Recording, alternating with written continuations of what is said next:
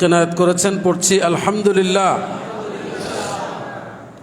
সম্মানিত মুসল্লিয়ানে কেরাম, কিয়ামতের আলামত সমূহের ধারাবাহিক আলোচনার মধ্যে আমরা ছিলাম।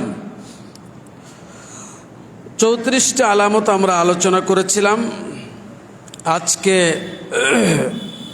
35 থেকে 46 পর্যন্ত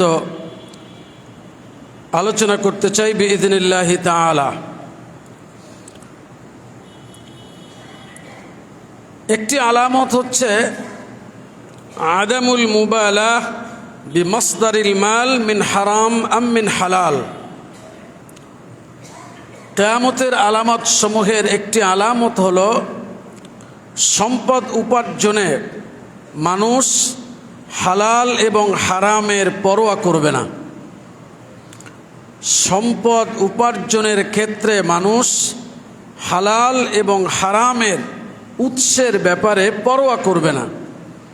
এইটা তাদের কাছে খুব একটা গুরুত্ব বহন করবে না। রাসূল করিম সাল্লাল্লাহু আলাইহি ওয়াসাল্লাম বলেছেন, লা ইয়াতিয়ান্না আলান নাসি জামানুন লা ইউবালিল মারউ বিমা আখাযাল মাল আমিন হালাল আম মিন হারাম। অবশ্যই এমন একটা সময় আসবে যখন একটা মানুষ তার সম্পদ উপার্জনের ক্ষেত্রে কোনো পরোয়াই করবে না যে এটা হালাল না হারাম। এ বিষয়ে ইতিপূর্বে বহু কথা এই মসজিদে আলোচনা হয়েছে। আর এই যে বক্তব্যটা, সম্পদ উপার্জনে হালাল হারামের পরোয়া না করা, এটার সবচেয়ে উৎকর্ষের যুগে মনে হয় আমরাই আছি। এইটা বোঝার জন্য খুব ব্যাখ্যার প্রয়োজন বর্তমান সময়ের জন্য নাই। মনে রাখতে হবে, যাকে আল্লাহ তাআলা তার উপরে ঈমান আনার সৌভাগ্য দান করেছেন, ঈমান আল্লাহর উপরে আনতে পেরেছে, এমন একজন ব্যক্তির জীবনে হারাম উপার্জনের ক্ষেত্রে শিথিলতা দেখাবার কোনো সুযোগ ইসলাম তাকে দেয় নাই। যদি সে তার ঈমানকে আল্লাহর দরবারে সত্য প্রমাণ করতে চায়। কথাটা বুঝে আসছে কিনা? যে লোক আল্লাহর উপরে ঈমান আনার সৌভাগ্য লাভ করেছেন, সেই লোকটা তার জীবনে উপার্জনের ক্ষেত্রে হালাল এবং হারাম এই দুইটা রাস্তার ব্যাপারে সে কোনটা গ্রহণ করবে এই ব্যাপারে সে স্বাধীন না। তার ভালো লাগুক অথবা না লাগুক, বুঝুক অথবা না বুঝুক, তাকে হারাম উপার্জন বর্জন করতেই হবে। আর হালাল রাস্তায় তাকে উপার্জনের চেষ্টায় লেগে থাকতেই হবে, তা যত কষ্ট সাধ্যই হোক, যদি সে তার ঈমানকে আল্লাহর দরবারে প্রমাণ করতে চায়। কথাটা কি বুঝে আসছে? কোনো মুমিন এই ব্যাপারে কোনো ধরনের শিথিলতার আশ্রয় নেওয়ার মানে হলো সে তার নিজের সঙ্গে নিজে প্রতারণা করছে, সে তার ঈমানের সাথে নিজেই বিদ্রূপ আচরণ করছে, ঈমানের সাথে সে শত্রুতামূলক আচরণ করছে, সে নিজের সঙ্গে নিজে চূড়ান্তভাবে বিদ্রোহ করছে। এটা একজন মুমিন করতে পারে না। রাসূল করিম সাল্লাল্লাহু আলাইহি ওয়াসাল্লাম বললেন, ইয়া আইয়ুহান নাস ইন্নাল্লাহা তাইয়্যিবুন লা ইয়াকবালু ইল্লা তাইয়্যিবা। হে মানুষ সকল, শোনো, আল্লাহ তাআলা পবিত্র, আর তিনি পবিত্রতা ছাড়া কিছুই গ্রহণ করেন না। শোনো, ওয়া ইন্নাল্লাহা আমারাল মুমিনিনা বিমা আমারা বিহিল মুরসালিন। তিনি মুমিনদেরকে এই ব্যাপারে নবী এবং রসুলদেরকে যে নির্দেশ দিয়েছেন, কে? হে মানুষরা শোনো, এই যে হালাল খাদ্যের ব্যাপারে আল্লাহ তাআলা নবী এবং রসুলদেরকে যে নির্দেশ দিয়েছেন, ঠিক একই নির্দেশ দিয়েছেন আল্লাহ মুমিনদেরকে। ইয়া আইয়ুহার রাসূলু কুলু মিনাত তাইয়্যিবাতি ওয়া আমালু সালিহা, সূরাতুল মুমিনুন। আল্লাহ রসুল বললেন, আল্লাহ তাআলা বলেছেন, হে রসুলগণ, তোমরা হালাল খাদ্য খাও এবং নেক আমল করো।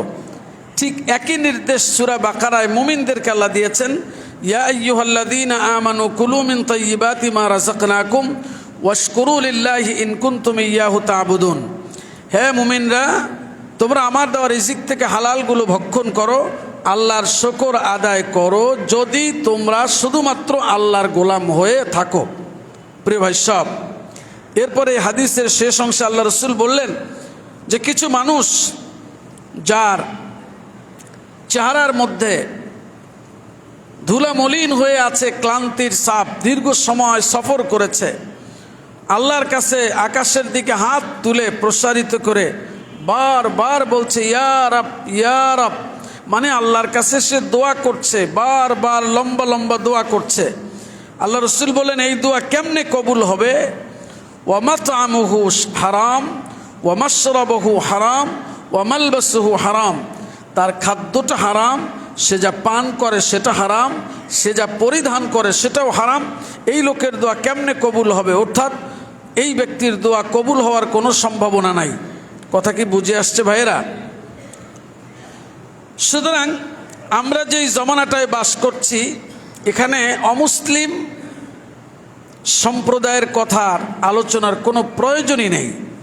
যারা আমরা মুসলিম দাবি করি, সেই দাবি করা মুসলিম অধ্যুষিত জনপদের চিত্র যদি কারো চোখ অন্ধ না হয়ে থাকে আর বোঝার জ্ঞানটা যদি পুরোপুরি লোপ পেয়ে না থাকে, ভালো আর মন্দকে পার্থক্য করতে পারে এমন যে কোনো মানুষ আমাদের এই সমাজের দিকে তাকালেই প্রত্যেকটা জায়গায় নজর দিলে দেখতে পাবে যে মানুষ তার ঈমানের সাথে তার যে কাজের পরিচয় থাকার দরকার ছিল এর সাথে সামান্য সম্পর্ক আছে, এই সংখ্যাটা খুব কম। আমি কি বাড়ায় বললাম? কিন্তু আফসোস, এ মানুষগুলি জানে না সে তার নিজের সাথে যেই দুশ্মনী করছে এই দুশ্মনীর ভয়াবহতা কত। সে শুধু বুঝতে পেরেছে টাকা হলেই সুখ পাওয়া যায়। প্রিয় ভাই সব, মূল কথা বলি, এই বিষয়ে আগে অনেক আলোচনা হয়েছে আমার এবং আপনাদের জন্য। দেখুন, সুখের উপকরণ আর সুখ এক জিনিস না। আবার বলি, শান্তির উপকরণ আর শান্তি এই দুটো এক জিনিস না। এই ফ্যান ঘুরছে, এটা স্বস্তি পাওয়ার, ভালো লাগার, সুখ পাওয়ার একটা উপকরণ, কিন্তু এই ফ্যান আমাকে সুখ দিতে পারে না। খাবার নিঃসন্দেহে জীবনের একটা অবিচ্ছেদ্য অংশ, লাগবেই। খাবার খেলে আমরা আমাদের ভালো লাগবে, সুস্থ থাকব। খাবার উপকরণ, কিন্তু খাবারের শক্তি নাই আমার ভেতরে সুখ দেবার। তাহলে সুখের উপকরণ আর সুখ এক জিনিস না। সুখের উপকরণ থেকে সুখ আসে তখন যখন যিনি সুখের উপকরণ দিয়েছেন সেই রবের হুকুম মেনে সুখের উপকরণগুলোকে বান্দা সংগ্রহ করবে। কথা কি বুঝে আসছে? আপনি আল্লাহর বিধানকে উপেক্ষা করে কোটি কোটি টাকার মালিক হয়ে যেতে পারেন, কিন্তু আপনার জীবনের শান্তি আপনি নিজে নিয়ে আসতে পারবেন এই ক্ষমতা আল্লাহ তাআলা আপনাকে আমাকে দেন নাই। কথা কি বুঝে আসছে? আপনি কোটি কোটি টাকা কামাবেন, আপনি মনে করবেন পৃথিবীটাকে জান্নাত বানিয়ে ফেলেছেন। শুধু আপনার ঘরের মধ্যে আপনার এক স্ত্রী অথবা কোনো সন্তান অথবা অন্য কোনো কেউ আপনাকে এমন পেইন দিবে যেই পৃথিবীটা আপনার কাছে মনে হবে জাহান্নামের আগুন। তাহলে বুঝে গেল অর্থ মানেই জীবন অর্থবহ না। অর্থ যদি রবের হুকুম অনুযায়ী হয় এবং রবের হুকুম অনুযায়ী ব্যয় হয় তাহলে আপনার জীবনটা ঠিকই সত্যিকার অর্থেই অর্থবহন হতে পারে, অর্থবহ হতে পারে। তা না হলে আপনার জীবন এই অর্থই আপনার অনর্থের মূল হয়ে যেতে পারে। কথাটা কি বুঝে আসছে ভাইয়েরা? আল্লাহ তাআলা সত্যকে উপলব্ধি করার তৌফিক দান করুন। এই পয়েন্টটা একটু বেশি বললাম, জরুরি ছিল। দেখি কি বুঝলেন। মুমিনের জন্য হালাল উপার্জন বাধ্যতামূলক না ঐচ্ছিক? হারাম থেকে বেঁচে থাকা তার জন্য কি নফল? যদি সে নিজেকে তার ঈমান নিয়ে আল্লাহর দরবারে পৌঁছাতে চায়, প্রমাণ করতে চায়, সেজন্য সতর্ক হয়ে যায়। এটা কোনো সাধারণ বিষয় নয়। আল্লাহ তাআলা আমাদেরকে সত্যিকার অর্থেই মুমিন হওয়ার তৌফিক দান করুন। 36 থেকে 45 আন ইউত্তাখাযাল ফাইউ দুওয়ালান। ফাই নামক সম্পদকে, ফাই হচ্ছে যুদ্ধলব্ধ সম্পদ, এমন যুদ্ধলব্ধ সম্পদ যেটা সরাসরি কোনো যুদ্ধ করতে হয়নি। এই সম্পদগুলোকে রাষ্ট্রীয় উচ্চ শ্রেণীর লোকেরা কুক্ষিগত করে ফেলবে, নিজেদের মনে করবে। 37 আন তাকুনাল আমানাতু মাগনামান। আমানতকে মানুষ খরচের বস্তু জ্ঞান করবে। কেউ আমানত রাখলো, এটাকে সে ভেঙে ফেলবে। ঠিক আছে, দিয়ে দেব না, কিন্তু এটা জায়েজ? বুঝুন কথাগুলি। আপনার কাছে কেউ এসে 10,000 টাকা রেখেছে, যে এই মানুষটার কাছে রাখলে আমার টাকাটা ঠিক থাকবে। আপনি ওই 10,000 টাকা দিয়ে যাওয়ার পরপরই খরচ করে ফেললেন, দিয়ে দেব না, আবার যখন চাবে। এইটা আমানত না। যেই 10,000 টাকা আপনার কাছে দিয়েছে ওটাই আপনি রেখে দিবেন, আবার আপনি আপনার কাছে যখন চাইবে তখন এটাই আপনি বের করে দিবেন। এইটার নাম কি? আমানত। কথা বুঝে আসলো? রাসূল করিম সাল্লাল্লাহু আলাইহি ওয়াসাল্লাম যখন মক্কা থেকে মদিনায় হিজরত করলেন, এই ঘটনা শুনেছেন। যার পরনায় দুশ্মনরা দুশ্মনী করেছে, কিন্তু রাসূল যখন চলে গেলেন গোপনে, তখন সাইয়্যিদুনা আলীকে রেখে গেলেন। আর তার কাছে ওই দুশ্মনরাই যে আমানত রেখেছিল, সাইয়্যিদুনা আলীকে বললেন, আলী, এই আমানতগুলি যা এই এই এই এই লোকের, এগুলো তাদের কাছে ফিরিয়ে দিও। এটার নাম আমানত। এটার নাম কি? আমানত। আমি বহু মানুষকে দেখেছি, কোনো ব্যক্তি এসে তাকে বিশ্বাস করে টাকা রেখেছে, অন্য কোনো সম্পদ রেখেছে, এরপরে সেটা নিয়ে বিচার বসাতে হয়েছে, ভেঙে ফেলেছে। নাই? একটু জোরে বলেন না কেন? না বানায় বলতেছি। 38 আন তাকুনা যাকাতু মাগরামান। যাকাত প্রদানকে জরিমানা জ্ঞান করা হবে। এটা আসছে না এখন? আমাদের বাংলাদেশের আমরা যারা মুসলিম, এই মুসলিম জনগোষ্ঠীর মধ্যে যাকাত ফরজ হয়েছে এর যেই সংখ্যাটা, তারা যদি ইসলামের নিয়ম অনুযায়ী যাকাত দেয়, বিশ্বাস করুন 5 বছরের মধ্যে শুধু যাকাতের অর্থ দিয়ে বাংলাদেশের দরিদ্রতাটাকে প্রায় শূন্যের কোঠায় নামিয়ে আনা সম্ভব। কিন্তু আফসোস, আমরা ইসলামকে নিয়েছি আমাদের মতো করে, প্রবৃত্তি যেভাবে গ্রহণ করে সেইভাবে। দেখবেন রমজান মাস আসলে জাকাতের শাড়ি লুঙ্গি বলে, ইয়াযু বিল্লাহ। ইসলাম কোথায় বলেছে যে জাকাতের শাড়ি লুঙ্গি নামে আলাদা কিছু আছে? দোকানে দেখবেন লম্বা করে টানানো আছে, এখানে জাকাতের শাড়ি লুঙ্গি পাওয়া যায়, আছে না? তার মানে হলো সব থেকে নিম্ন মানের যেই যা কাপড়গুলি, এইগুলো কিনে গরিবদেরকে দেবে। তাহলে আল্লাহ তাআলা বলেছেন, লান তানালুল বিররা হাত্তা তুনফিকু মিম্মা তুহিব্বুন। তুই ততক্ষণ পর্যন্ত কিছুতেই পুণ্য পাবি না যতক্ষণ না পর্যন্ত তোর প্রিয় বস্তু থেকে আল্লাহর পথে ব্যয় করবা। তাহলে যাকাত, এ তো একটা দৃশ্য, অনেক লম্বা কথা। তো যাকাতের বহু ব্যক্তি আছে, ধরুন 10 লক্ষ টাকা যাকাত হয়েছে, সে 2 লক্ষ টাকার ওই শাড়ি কিনে এরপরে নির্বাচন করবে। এজন্য নির্বাচনী এরিয়ায় গিয়া ওই রকম লঙ্গি টঙ্গি দেওয়ার জন্য নিজ এলাকায় এসে খবর দিয়েছে অমুক দিন যাকাত দেয়া হবে। 200 টাকার একখান লঙ্গি, 200 টাকার একখান শাড়ি লাইন ধরে নেওয়ার জন্য গরিবরা দাঁড়িয়েছে। এবং সেখানে একটা পর্যায়ে এসে এমন পরিস্থিতির সৃষ্টি হয়েছে যে পায়ের তলে পড়েও কেউ মারা যাচ্ছে। হয়েছে ধরেন 10 লাখ, দিছে কত? আরে কথা বলেন বুঝে থাকলে, হয়েছে কত? দিল কত? আন তাকুনা যাকাতু মাগরামান, এই লোকটা যাকাত দিয়েছে জরিমানার মতো করে। মনে রাখতে হবে, যাকাত যখন হয়ে যায় তখন আমার সম্পদের যাকাতের অংশের মালিক আমি নই।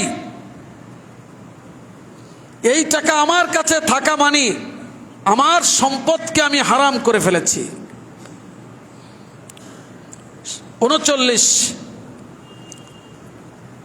তুআল্লিমাল ইলম লিগাইরিল্লাহ, ধর্ম বিবর্জিত শিক্ষার প্রচলন হবে। এটি আমাদের কাছে এখন সূর্যের আলোর মতো পরিষ্কার।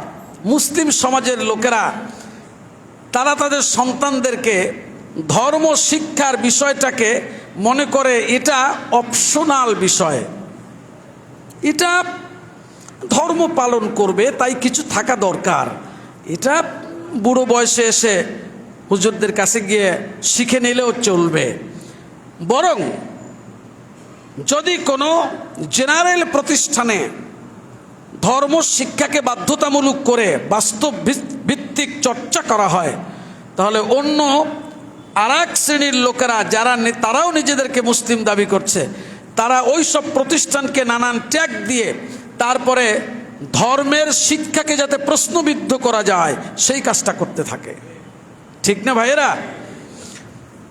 কারণ তারা মনে করে আসলে এই ধর্ম শিক্ষাটা এটা ব্যক্তিগত ব্যাপার, যখন তখন কিছু করে নিলেই হলো, বলে ইয়াযু বিল্লাহ। কিন্তু মুসলিম ব্যক্তি তার সন্তানকে সর্বপ্রথম যে শিক্ষাটা দিবেন সেটা কিসের শিক্ষা? কোরআনের শিক্ষা। কিসের শিক্ষা? কিসের শিক্ষা? এজন্য আল্লাহ তাআলা প্রথম ওহী নাজিল করেছেন, ইকরা বিসমি রাব্বিকাল্লাযী খালাক, পড়ো তোমার রবের নামে যিনি সৃষ্টি করেছেন। এই হুকুম মুসলিম জনশক্তি পালন করছে না বলেই নিজের ঔরসজাত সন্তানের হাতে সে নির্মমভাবে নিহত হচ্ছে, লাঞ্ছিত হচ্ছে, পদদলিত হচ্ছে, ঘর থেকে বের করে দিচ্ছে। সমস্ত কিছু খরচ করে যেই সন্তানকে উচ্চশিক্ষায় শিক্ষিত করা হয়েছে, ওই সন্তানই আবার এই বৃদ্ধ মা এবং বাবাকে তারপরে বৃদ্ধাশ্রমে সে দিয়ে আসছে, এই জন্য যে তাদের যন্ত্রণা তারা সইতে পারে না। এটা আল্লাহ কোনোভাবেই আল্লাহ মুসিবত দেন নাই, এটা আমার পাপের ফসল। যারা এরকম আছে আপনি খুঁজে দেখবেন, 99% জীবনের পেছনে গিয়ে দেখবেন এই নোংরা দৃশ্য ছিল। আল্লাহ সত্যকে বোঝার তৌফিক দান করুন। কোন নামাজি রিক্সাওয়ালা তার বাবাকে ফেলে দিয়ে আসে না, আসে? 40 তাআতুজ যাওজা ওয়া উকুকুল স্ত্রীর আনুগত্য করবে আর মায়ের নাফরমানি করবে। জমানাটা আসছে, স্ত্রীর আনুগত্য করবে,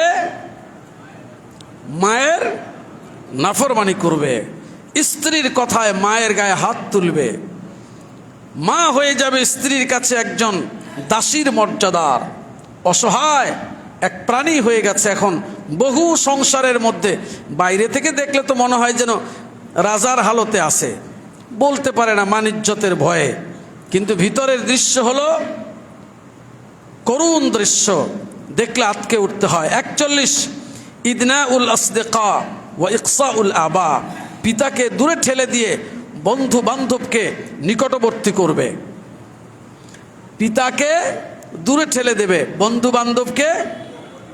বহু জায়গায় এই দৃশ্য দেখবেন যে বাবা আসলে তাকে সময় দেওয়ার সময় ছেলের নাই, বাবার কথার কোনো গুরুত্বও নাই, কিন্তু সেই ঘরের মধ্যে বসে বন্ধুদেরকে নিয়ে আড্ডা দিচ্ছে, তাদের সাথে জীবন নিয়ে পরামর্শ করছে, কি করবে না করবে সিদ্ধান্ত নিচ্ছে। বাবা এক অসহায় প্রাণীর মতো বাসায় পড়ে আছে, তার কোনো গুরুত্ব নাই, যদিও বাবার তৈরি করা ঘরের মধ্যে এসব ঘটছে। 42 রফউল আসওয়াত ফিল মাসাজিদ, অতীব গুরুত্বপূর্ণ কথা। আল্লাহ রাসূল বলেছেন মসজিদে চিল্লাচিল্লি করা হবে, একটা জামানা আসবে মসজিদের মধ্যে উঁচু আওয়াজে কথা বলবে, মসজিদের আদব রক্ষা করবে না, এটা নাই? হ্যাঁ, সমস্ত প্রভুত্ব কর্তৃত্ব তার ক্ষমতার প্রয়োগ এসে দেখায় কোথায়? মসজিদের মধ্যে, নাই? হ্যাঁ, মসজিদের মধ্যে এসে তার প্রভুত্ব জাহির করবে। এমন বহু জায়গা আছে দেখবেন সমাজে 5 পয়সার দামও তারে দেয় না কেউ, কিন্তু সে প্রভুত্ব দেখায় মসজিদের মধ্যে এসে। নাই? হ্যাঁ, আপনি ভাবছেন আপনি খুব গুরুত্বপূর্ণ লোক, কিন্তু রসুলের হাদিস অনুযায়ী মূলত আপনার মাধ্যমে কিয়ামতের আলামত প্রকাশিত হচ্ছে। তাহলে বোঝা যায় কি আপনি সৌভাগ্যবান না দুর্ভাগ্যবান? সাবধান, মসজিদ এটা সেই জায়গা যেখানে আপনি আপনার রবকে সিজদা করেন। এটা প্রভুত্ব ফলাবার জায়গা না, বরং সমস্ত প্রভুত্বকে, সমস্ত অহংকারকে, সমস্ত আভিজাত্যকে, সমস্ত ধরনের সারাফতকে, মর্যাদাকে পায়ের তলে পিষে তারপরে নিজেকে গোলাম হিসাবে সুপুর্দ করবার জায়গা। 43 সিয়াদাতুল ফুসাক আলাল কাবাইল, গোত্রীয় নেতৃত্বে পাপিষ্ঠদের আগমন। বিভিন্ন বংশের মধ্যে দেখবেন সবচেয়ে খারাপ মানুষগুলি নেতৃত্ব দিচ্ছে।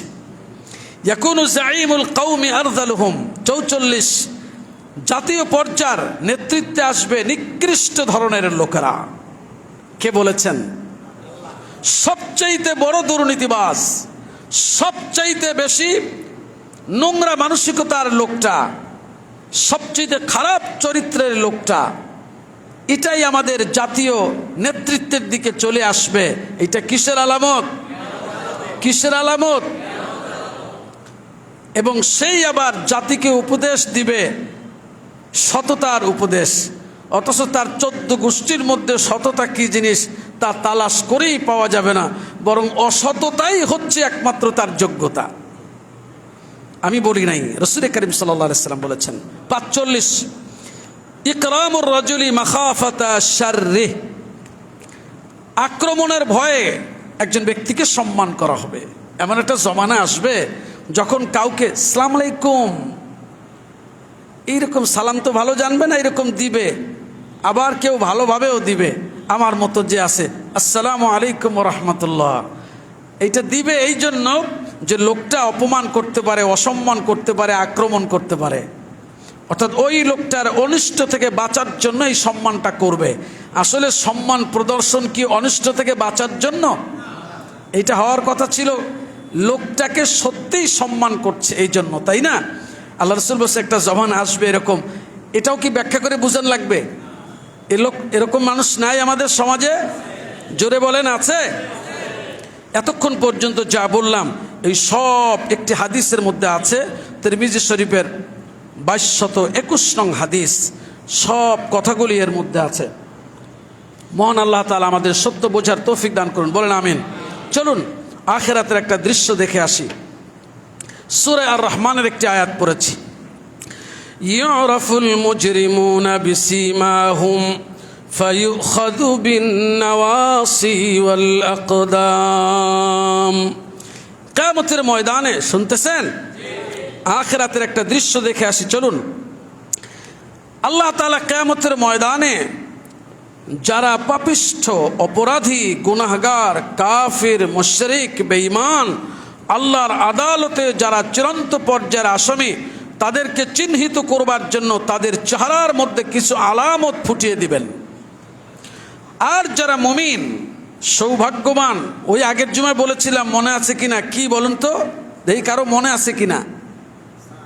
মাশাআল্লাহ, সাঈদ, যারা সৌভাগ্যবান তাদেরও কিছু আলামত থাকবে, যে আলামত দিয়ে চিহ্নিত হয়ে যাবে এরা জান্নাতি মানুষ। সুবহানাল্লাহ বলেন। তাহলে আজকের জুমায় শুধু অপরাধীদেরটা বলছে। সূরা আর রহমানে আল্লাহ বলেছেন, ইউরাফুল মুজরিমুনা বিসীমাহুম ফায়ুখাযু বিন-নাওয়াসি ওয়াল আকদাম। সেদিন অপরাধীদেরকে তাদের চিহ্ন দ্বারা চেনা যাবে, অতঃপর তাদের এই যে সম্মুখস্থ চুল অর্থাৎ কপালের চুল আর পা ধরে গ্রেফতার করে জাহান্নামে নিক্ষেপ করে দেওয়া হবে। তাহলে এই আয়াত বলছে অপরাধীদেরকে তাদের চিহ্ন দ্বারা চিহ্নিত করা যাবে, পরিচয় পাওয়া যাবে। কোন জায়গায়? কিয়ামতের ময়দানে। আখিরাতের এই দৃশ্যটা কেমন দেখুন। আল্লাহ রাব্বুল আলামিন সূরা আলে ইমরানের 106 নং আয়াতে বলেছেন, ইয়াউমা তাবিয়াদ্দু ওজুহুন ওয়া তাসওয়াদ্দু ওজুহ। কিছু চেহারা সেদিন শুভ্র উজ্জ্বল হাস্যোজ্জ্বল হবে, আর কিছু চেহারা হয়ে যাবে কালো কুৎসিত, যেটা আলামত হবে লোকটা অপরাধী। লোকটা কি? অপরাধী। এবার দেখুন সূরা তাহা আল্লাহ রাব্বুল আলামিন বলেছেন, ইয়াউমা ইউনফাখু ফিস-সূরি ওয়া নাহশুরুল মুজরিমিনা ইয়াউমাইযিন যুরকা। সেদিন সিংহায় ফুৎকার দেয়া হবে, আর আল্লাহ তাআলা বলছেন আমি যারা মুজরিম অপরাধী পাপী গুনাহগার নাফরমান এই সব মানুষগুলিকে সেদিন আমি হাসরের ময়দানে জমা করবে এমন অবস্থায় যাতে তাদের দুইটা চোখ নীল বর্ণ হয়ে যাবে। এটা মনে রাখবেন, আলামত অপরাধীদের যে চিহ্নিত করা হবে, এই দুইটা চোখ নীল বর্ণের, নীল রঙের হয়ে যাবে। কি বলছি বলুন তো? চোখ কোন বর্ণের হবে? নীল বর্ণের হবে। আল্লাহ রাব্বুল আলামিন এই আয়াতে বললেন এইসব অপরাধীদের চোখগুলি নীল বর্ণের হয়ে যাবে। সূরা তাহার 124 নং আয়াতে আল্লাহ বলেছেন এই মানুষগুলিকে আল্লাহ রাব্বুল আলামিন চোখ অন্ধ করে উঠাবেন, চোখে দেখবে না, চোখ থাকবে নীল রঙের ঠিক, কিন্তু চোখ দিয়ে সে কিছুই দেখতে পাবে না।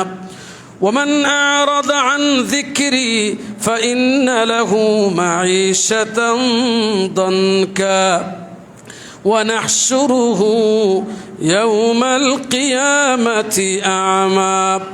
যারাই আমার জিকির থেকে মুখ ঘুরিয়ে নিবে, আমার বিধান থেকে যারা নিজেদেরকে সরিয়ে নেবে, তাদের জন্য প্রথম শাস্তি দুনিয়ার জীবনকে আমি আল্লাহ তাআলা সংকুচিত করে দেব।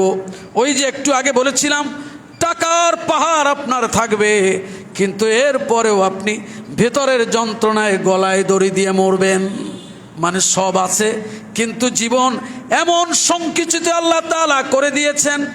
সম্পদ আছে, টাকা আছে, বাড়ি আছে, গাড়ি আছে, ক্ষমতা বৃত্ত বৈভব, সমাজ জীবনের নেতৃত্ব, কোনো কিছুর অভাব নাই, কিন্তু এমন এক অভাব ভিতরে আছে যে জন্য ঘরের ভিতরে নিজের রুমের ভিতরেই গলায় দড়ি দিয়ে মরে যায়।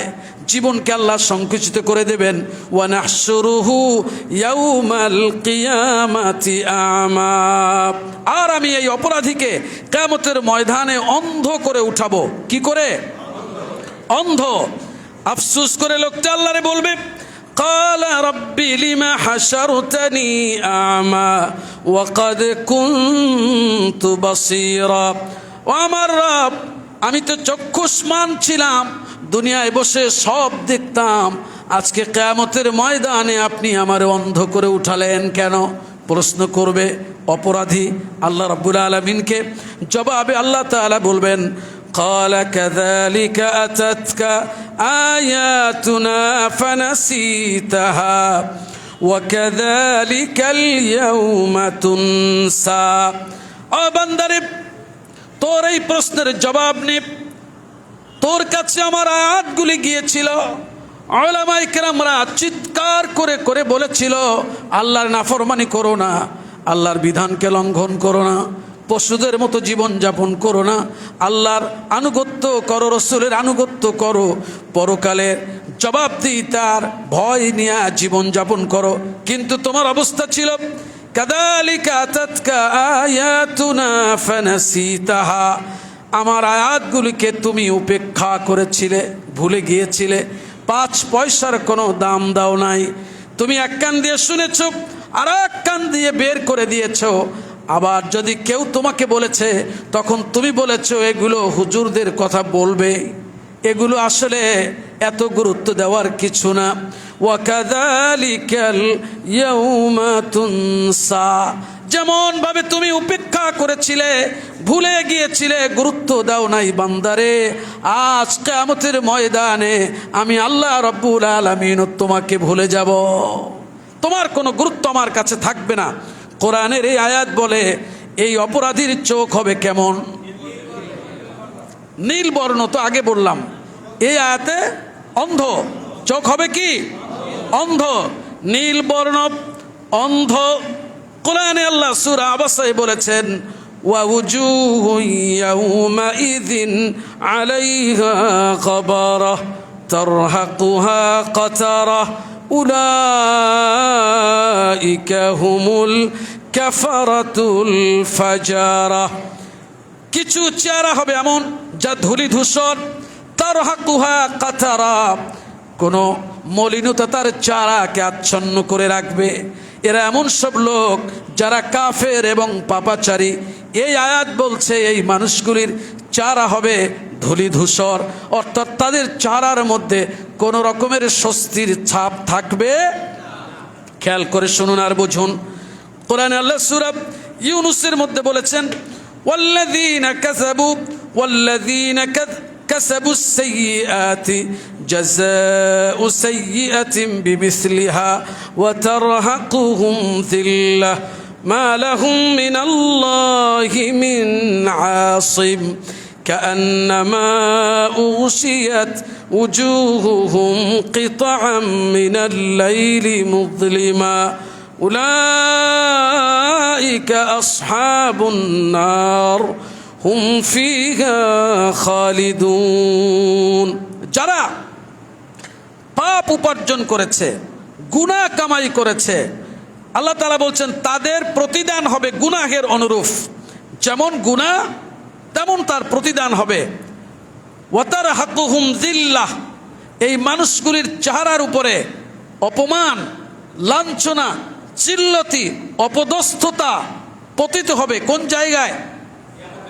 কোন জায়গায়?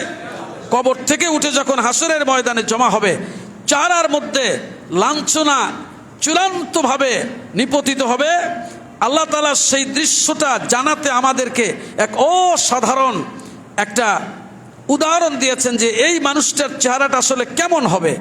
কান্নামা উগশিয়াত উজুহুহুম কিতাআম মিনাল লাইলি মুযলিমা, যেন তার চেহারাটা অন্ধকার রাত্রের একটি টুকরো, তার মানে অমাবস্যার রাতের একটা টুকরো তার চেহারায় আচ্ছাদিত হয়ে আছে, নিপতিত হয়ে আছে। এমন হবে এই গুনাহগার পাপী মানুষটার চেহারার অবস্থা। কোন জায়গায়? জোরে বলেন। মা লাহুম মিনাল্লাহি মিন আসিম, আল্লাহর কবল থেকে বাঁচাতে কেউ সেখানে থাকবে না, অর্থাৎ এরে কেউ বাঁচাতে পারবে না। এরা জাহান্নামী চিরকাল তাতে থাকবে। সূরা আল কিয়ামায় আল্লাহ বলেছেন ওয়াউজুহু ইয়াউমাইযিন বাসিরা তাযুন্নু আন ইউফআলা বিহা ফাকিরা। কিছু চেহারা হবে বিবর্ণ এবং সে ধারণা করবে মহাবিপদ তার উপরে আপতিত হতে যাচ্ছে। প্রিয় ভাই সব, কোরআনের উপরোক্ত কয়েকটি আয়াতের মূল বক্তব্য মানুষের চেহারাগুলি এই অপরাধীদের, গুনাহগারদের, নাফরমানদের, কাফের মুশরিকদের, তাদের বিপদের কারণে সে বুঝতে পারবে যে তার সামনে মহা বিপদ অপেক্ষা করছে। এজন্য তার চোখ নীলবর্ণ হয়ে যাবে, অন্ধ হয়ে যাবে, চেহারা কালো বর্ণ হয়ে যাবে। সেখানে লাঞ্ছনা, অপমান, অপদস্থতা চূড়ান্তভাবে পরিলক্ষিত হবে। এরপরে আরেক শ্রেণীর মানুষের কথা আল্লাহ সূরা বাকারায় বলেছেন, যে মানুষগুলো জিনে ভূতে ধরলে যেমন পাগল হয়ে যায়, ভূতে ধরা রোগী, এই রকম অস্বাভাবিক আচরণ করতে থাকবে। কোন জায়গায়? শুনতেছেন? আল্লাযীনা ইয়াকুলুনার রিবা লা ইয়াকুমুনা ইল্লা কামা ইয়াকুমুল্লাযী ইয়াতাখাব্বাতুহুশ শাইতানু মিনাল মাস যালিকা বিআন্নাহুম ক্বালু ইন্নামাল মাইউ মিসলুর রিবা। যারা সুদ খায়, সুদের সাথে যুক্ত, আল্লাহ তাআলা বলছেন সূরা বাকারার 275 নং আয়াত। আবার বলছি সূরা বাকারা আয়াত নাম্বার, আবার বলেন আয়াত নাম্বার, আবার বলেন আয়াত নাম্বার। এটা পড়বেন। যারা সুদ খায় তারা কিয়ামতের ময়দানে কবর থেকে উঠবে এমন অবস্থায় যেন শয়তান তাদেরকে স্পর্শ করে মাতাল করে দিয়েছে। শয়তানে ধরে, বলি না লোকটা জিনে ধরছে, ভূতে ধরছে। এই রকম জিন ভূতে ধরলে যে অস্বাভাবিক হয় ওই রকম অবস্থায় উঠবে। আল্লাহ তাআলা বলছেন এর বড় একটা কারণ ছিল এই, এ তো এই গুনাহে করতোই, সঙ্গে সঙ্গে এটাও বলতো ক্বালু ইন্নামাল বাইউ মিসলুর রিবা। আসলে ব্যবসা সুদেরই মতো। ব্যবসা এরকম আছে না, এক শ্রেণীর মানুষ ব্যবসা এটাও তো সুদের মতোই। আল্লাহ তাআলা বলছেন ওয়া আহাল্লাল্লাহুল বাইআ ওয়া হাররামার রিবা, আল্লাহ ব্যবসাকে করেছেন হালাল আর সুদকে করেছেন হারাম। আমার ভাইয়েরা, এই মানুষগুলি উঠবে তারা মাতাল অবস্থায়, যেন জিন শয়তান তাদেরকে স্পর্শ করে মাতাল করে দিয়েছে। আর যারা এতিমের মাল অন্যায়ভাবে খায় তারা উঠবে কেমন করে? ইন্নাল্লাযীনা ইয়াকুলুনা আমওয়ালাল ইয়াতামা যুলমান ইন্নামা ইয়াকুলুনা ফি বুতুনিহিম নারা ওয়া সায়াসলাউনা সাঈরা। যারা অন্যায়ভাবে জুলুম করে এতিমদের সম্পদ খায় তারা যেন তাদের পেটের মধ্যে আগুন ভরছে, আগুন খাচ্ছে, খুব শীঘ্রই তারা জাহান্নামের আগুনের মধ্যে জ্বলবে। এই আয়াত মুফাসসিরিন ইকরামরা বলেছেন যারা এই অপরাধ করবে কিয়ামতের ময়দানে তারা এমনভাবে দাঁড়াবে যেন আগুন তাদেরকে আচ্ছন্ন করে রেখেছে। প্রিয় ভাই সব, এবার আসুন আল্লাহ রাব্বুল আলামিন সূরা জুমারায় বলেছেন ওয়া ইয়াউমাল কিয়ামাতি তারাল্লাযীনা কাযাবু আলাল্লাহি ওয়ুজুহুহুম মুসওয়াদ্দা আলাইসা ফি জাহান্নামা মাসওয়াল লিল মুতাকাব্বিরিন। নবী, যারা আল্লাহর উপরে মিথ্যা আরোপ করেছে আপনি তাদেরকে দেখবেন কিয়ামতের ময়দানে চেহারাগুলো কালো হয়ে গেছে। এর পরের কথাটা অত্যন্ত ভয়ঙ্কর। আল্লাহ তাআলা প্রশ্ন করেই ছেড়ে দিয়েছেন, আলাইসা ফি জাহান্নামা মাসওয়াল লিল মুতাকাব্বিরিন। জাহান্নামে কি অহংকারীদের জন্য কোনো বাসস্থান নাই? আমি বুঝাতে পারি নাই। আল্লাহ এই আয়াতের অর্থ হলো জাহান্নামে কি অহংকারীদের জন্য কোনো ঠিকানা নাই? মানে কি? মানে কি আছে না নাই? তার মানে যারা আল্লাহর হুকুমকে মানে না তারা অহংকারী। আর আল্লাহ তাআলা অহংকারীদের জন্য জাহান্নামের মধ্যে এমন শাস্তির ব্যবস্থা করেছেন যে এত ভয়ঙ্কর মানুষ কল্পনাই করতে পারবে না। এই জন্য শুধু আল্লাহ তাআলা ধমকের সাথে এটা বলে দিয়েছেন জাহান্নামে কি ওদের জন্য ঠিকানা নাই, মানে এই কাজের পরিণতি জাহান্নাম, আর সেখানে তার জন্য ভয়ঙ্কর অবস্থা অপেক্ষমান। প্রিয় ভাই সব, সূরা আলে ইমরানের 106 নং আয়াত আল্লাহ তাআলা বলেছেন ফাআম্মাল্লাযীনা সুওয়াদ্দাত ওয়ুজুহুহুম, যাদের চেহারা কালো হয়ে যাবে আল্লাহ তাদের জিজ্ঞেস করবেন আকাফারতুম বাদা ঈমানিকুম ফাযুকুল আযাবা বিমা কুনতুম তাকফুরুন। তোমরা কি ঈমান আনার পরে কুফরি করেছিলে? তার মানে তোরে যে ঈমান আনার সৌভাগ্য আমি দিয়েছিলাম এরপরেও তুই কেমনে আবার কুফরির রাস্তায় দৌড়াইছিলি। সুতরাং যখন এটা করেছিলি এখন তোর কুফরির স্বাদ আস্বাদন কর। সর্বশেষ একটি আয়াত সূরা আস-সাজদা লক্ষ্য করুন। আল্লাহ রাব্বুল আলামিন আমাদের হেদায়েতের জন্য এমন কোনো বক্তব্য নাই যা তিনি দেন নাই। ওয়ালাউ তারা ইযিল মুজরিমুনা নাকিসু রুউসিহিম ইনদা রাব্বিহিম রব্বানা আবসারনা ওয়া সামি'না ফারজি'না না'মাল সালিহান ইন্না মুকিনুন। ও নবী, আপনি দেখবেন অপরাধীরা আল্লাহর সামনে মাথা নিচু করে দাঁড়িয়ে থাকবে। কার সামনে? কার সামনে? আল্লাহর সামনে মাথাটা এরকম নিচু করে দাঁড়িয়ে থাকবে আর আল্লাহরে বলবে রব্বানা আবসারনা ওয়া সামি'না, ও আমাদের রব আমরা দেখলাম এবং শুনলাম। খেয়াল করুন, আল্লাহর সামনে দাঁড়ানো, মাথা নিচু করা, আল্লাহরে ডাক দিয়ে বলবে আল্লাহ গো আমরা দেখলাম আর শুনলাম।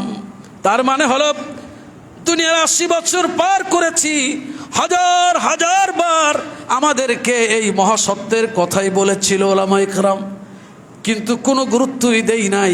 এখন তো দেখলাম সত্যই মাওলা কবর, হাসর, মিজান, জান্নাত, জাহান্নাম এইগুলো সত্য। আল্লাহ গো দেখলাম এবং শুনলাম, ফারজি'না না'মাল সালিহা, এবার আমাদেরকে পাঠায় দেন, আমরা নেক আমল করব, ইন্না মুকিনুন, আর মজবুত বিশ্বাসী হয়ে যাব। বুঝে আসে নাই? দেখলাম শুনলাম, এবার পাঠায় দেন নেককার হব আর শক্তিশালী বিশ্বাসী হব। ওই যে তোমার বান্দারা ওই যে দাঁড়ায় আছে, ফেরেশতারা তাদেরকে স্যালুট জানাচ্ছে, স্বাগত জানাচ্ছে, জান্নাতে নিয়ে যাবে। ওরা যেই কাজ করে আসছে আমরা এইবার সেই কাজ, বলেন এইবার আমরা সেই কাজ করব। আর তারা যেমন দুনিয়ায় থাকতে কঠিন বিশ্বাস ছিল আল্লাহ আছে, পরকাল আছে, ফেরেশতা আছে, জান্নাত জাহান্নাম আছে, এই ব্যাপারে তাদের যেমন দৃঢ় মজবুত ঈমান ছিল, বিশ্বাস ছিল, আমরাও এইবার সেই রকম বিশ্বাসী হয়ে যাব। কারা বলবে? কারা বলবে? কারা বলবে? জবাবে আল্লাহ বলবেন قال اخسأوا فيها ولا تكلمون। চুপ, আমার সঙ্গে কোনো কথা বলবে না। মা ইউবাদদালুল কাউলু লাদাইয়া ওয়া মা আনা বিযাল্লামিল লিল আবিদ। আমার কথার কোনো পরিবর্তন ঘটে না। কে বলবেন? আমার কথার কোনো, আমি আমার বান্দাদের প্রতি জালিম নই। তুই যখন দুনিয়ায় ছিলি তখনই জানানো হয়েছিল লা তাবদীলা লিকালিমাতিল্লাহ, আল্লাহর কথার কোনো পরিবর্তন ঘটবে, এটা তোর আগেই জানানো হয়েছিল, কিন্তু তুমি কোনো মূল্য দাও নাই। ফাযুকু, এবার জাহান্নামের শাস্তির মজা নাও। ফামা লিয-যালিমিনা মিন নাসির, জালিমদের কোনো সাহায্যকারী নাই। প্রিয় ভাই সব, অপরাধীদেরকে চিহ্নিত করা হবে কি দিয়া? তাদের আলামত দিয়া। চোখ কেমন হবে? এবং অন্ধ, চেহারা কালো বিবর্ণ, ধূলি ধূসর, লাঞ্ছনার অপমানের ছাপ সেখানে স্পষ্ট থাকবে। প্রিয় ভাই সব, এইভাবে তাদেরকে চিহ্নিত করে জাহান্নামে পাঠিয়ে দেওয়া হবে। এটা হলো আখিরাতের এক দৃশ্য যা কোরআনে আল্লাহ এঁকে দিয়েছেন আমাদের জন্য, যাতে আমরা সতর্ককারী হতে পারি। যার তাকদীর ভালো সে সতর্ক হবে, আর যার তাকদীর ভালো না সে সতর্ক হইতে পারবে না। আল্লাহ তাআলা আমাদেরকে সতর্ক হওয়ার তৌফিক দান করুন। ওয়া আখিরু দাওয়ানা আনিল